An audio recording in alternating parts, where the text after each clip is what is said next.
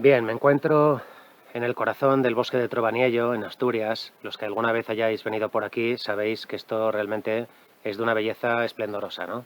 Y los que no, pues intentaré pasaros alguna foto o algún trozo de vídeo.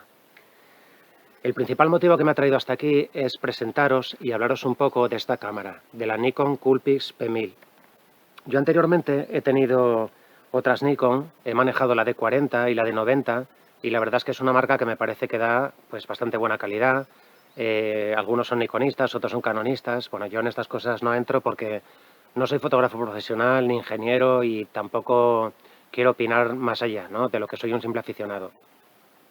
El caso es que esta cámara es muy famosa porque realmente es un bazooka, es un 125 por de aumentos, lo equivalente a 35 milímetros a un 24-3000, con f2.8 en su máxima apertura y cuando te vas al máximo de focal es un f8. Y como os digo, lo verdaderamente famoso de la cámara es pues este zoom, que realmente la convierte en un verdadero bazooka, esos 125 aumentos, y tiene un sensor, esto lo logra por un sensor que realmente es muy pequeñito, es un sensor tamaño smartphone, un sensor de 7,70 milímetros de diagonal, y que bueno, pues proporciona un factor de multiplicación que hace posibles esos 125 aumentos. La cámara tiene una resolución en las fotografías de 16 megapíxeles y puede grabar vídeo en Full HD, en 1080, a 30 o 60 fotogramas y en 4K a 30 fotogramas por segundo. El caso es que cuando sacas esta cámara en cualquier sitio o hablas de ella, siempre surge una especie de debate, siempre que es recurrente, de si esta cámara es una opción realmente para fotógrafos de naturaleza o si se trata simplemente de un juguetito para fotógrafos un poco de segundo orden, ¿no? Entonces, bueno, es un debate interesante. A mí estas cosas no me gusta mucho entrar en ellas porque creo que es un tema de gusto. Pero lo que sí voy a hacer, en lugar de hacer una revisión en profundidad, como la que haría un ingeniero, un vendedor de cámaras, lo que voy a hacer es contaros qué ha sido de mi experiencia durante estos 8 meses de uso bastante intensivo de la cámara y finalmente os daré mi opinión de quién podría ser el destinatario final de este producto. A quién podría venirle bien tener una Nikon Coolpix P1000. Así que empezamos.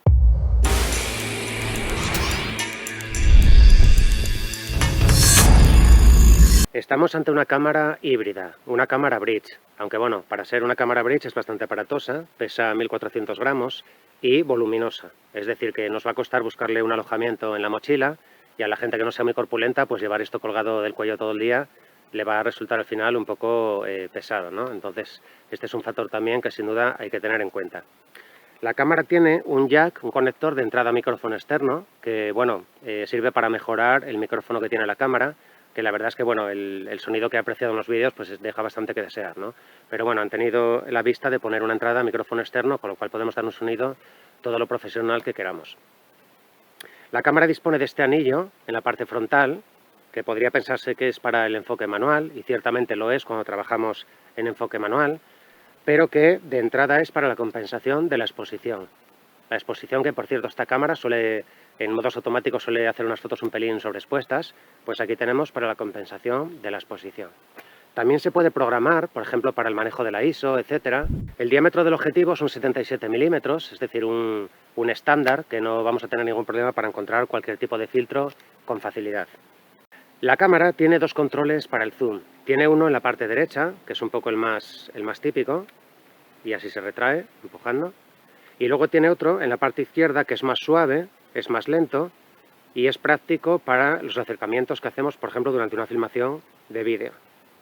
También dispone de un botón delante de este zoom que tiene un cuadrito con cuatro flechas y que sirve cuando, por ejemplo, tenemos localizado un oso en una ladera que estábamos a poner a 800 metros y de repente con una pequeña sacudida perdemos al animal, nos ponemos nerviosos. Bueno, pues pulsamos este botón y veréis lo que hace la cámara.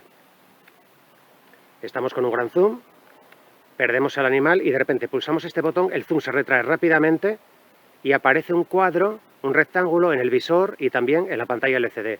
Situamos otra vez al animal en ese cuadrado, soltamos y recuperamos el zoom que teníamos. Es una cosa que bueno, está bastante bien pensada, aunque yo lo cierto es que la verdad es que no la utilizo. El enfoque manual dispone de una ayuda al enfoque, un focus picking, que consiste en que, bueno, cuando estamos enfocando, pues en la pantalla LCD nos aparecen unos resaltes de color blanco en la parte que está enfocada.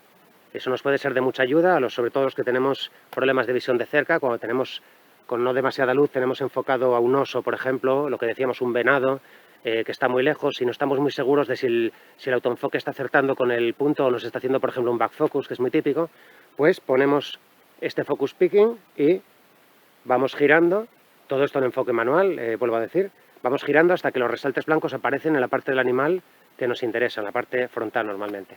Y entonces sabemos que estamos perfectamente enfocados. Esta cámara dispone de un flash incorporado bastante adecuado, bastante potente, que sale de esta manera, y que además cuando la cámara detecta que tú, debido al zoom que estás empleando, a esa focal tan larga, se va a producir una sombra sobre el sujeto que pretendes iluminar, entonces simplemente el flash se inhibe y no dispararía.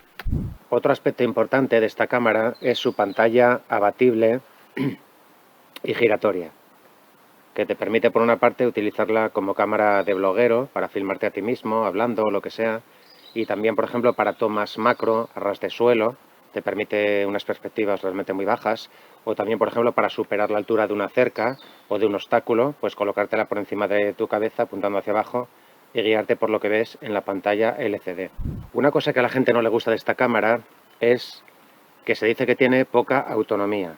Tiene solamente una batería en el mismo compartimento que la tarjeta SD, por cierto, cosa que, bueno, hay gente que no le gusta, a mí particularmente me da igual, pero la batería es cierto que es una batería de pequeño tamaño y no hay que olvidar que esta cámara tiene que mover un bloque óptico pesadísimo, tiene un visor electrónico, es una mirrorless, tiene un visor electrónico que consume muchísima energía, más la pantalla LCD, más el tiempo que estás a lo mejor en stand-by y tal. Al final el caso es que esta batería oficialmente te da para 250 disparos, que yo creo que son algo más, o para 1 hora y 20 de grabación de vídeo, que yo creo que sinceramente es algo menos.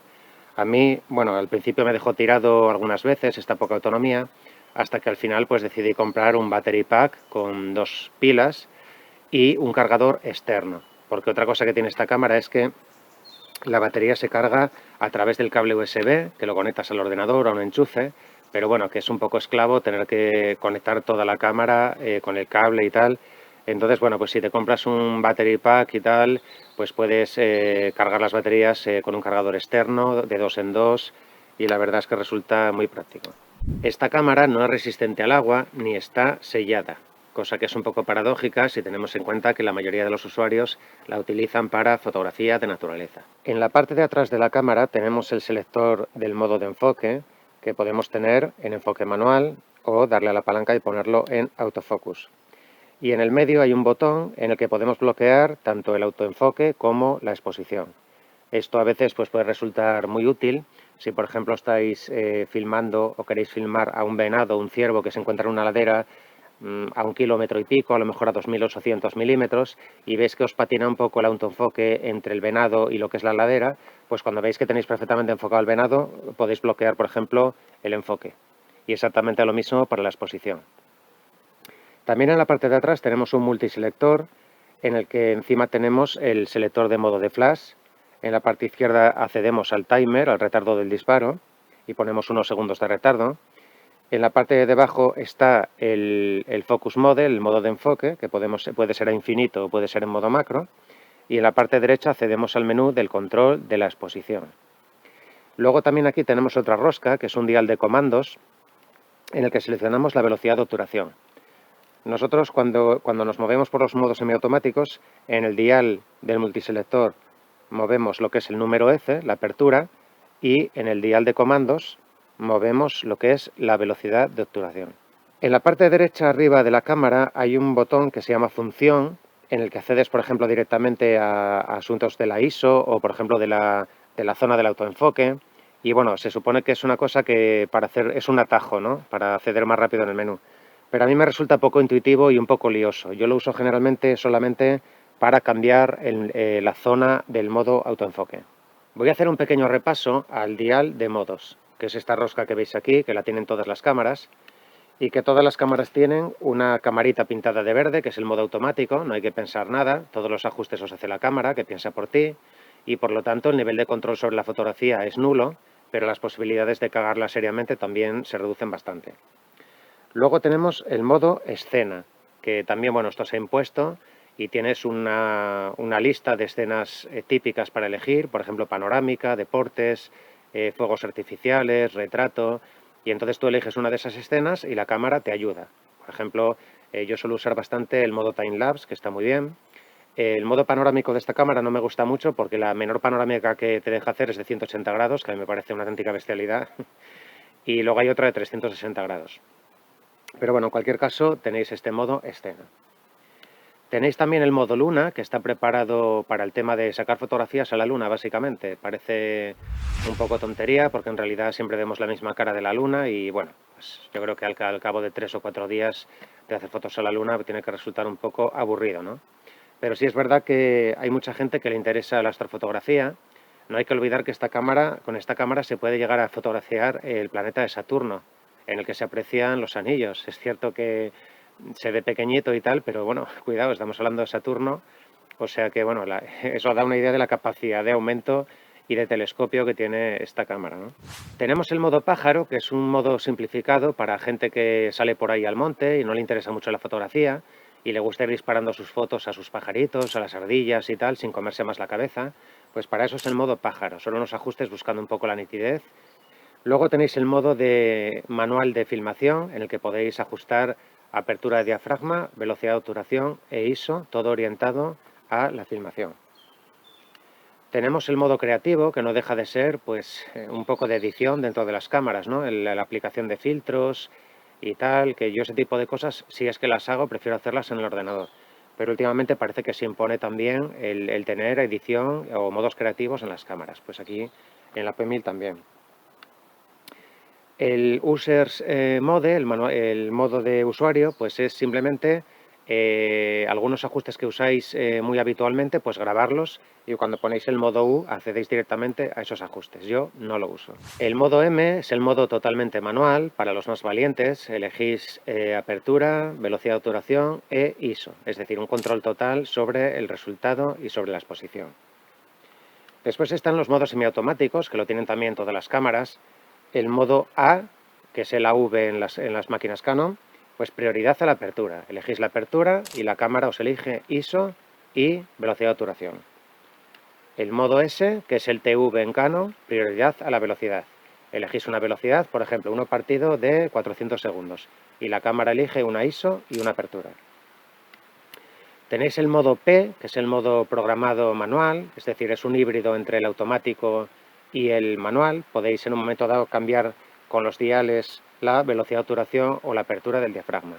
Yo nunca uso el modo programado, ni he logrado comprender hasta ahora en realidad a quién le puede ser útil. No veo a nadie que dispare en modo P, pero siempre está ahí. Y ese es el dial de modo. Esta cámara, que como os decía es mirrorless, tiene un visor electrónico bastante potable, que bueno, tiene una particularidad, cuando tú por ejemplo acercas la cara al visor, entonces activa el visor y desactiva la pantalla LCD y viceversa, va cambiando, pero bueno, si esto resulta en un momento dado que es un coñazo y tal, también se puede desactivar. Yo normalmente lo desactivo con esta teclita que tiene detrás para desactivar ese cambio automático entre el visor electrónico y la pantalla LCD. Como os decía, en el visor podéis ver todos los ajustes de disparo que tenéis, podéis ver las fotografías una vez sacadas y además veis el histograma, podéis ver también esos típicos blinkies que te indican qué partes de la fotografía están sobreexpuestas y bueno, a mí me parece un visor pues bastante bueno.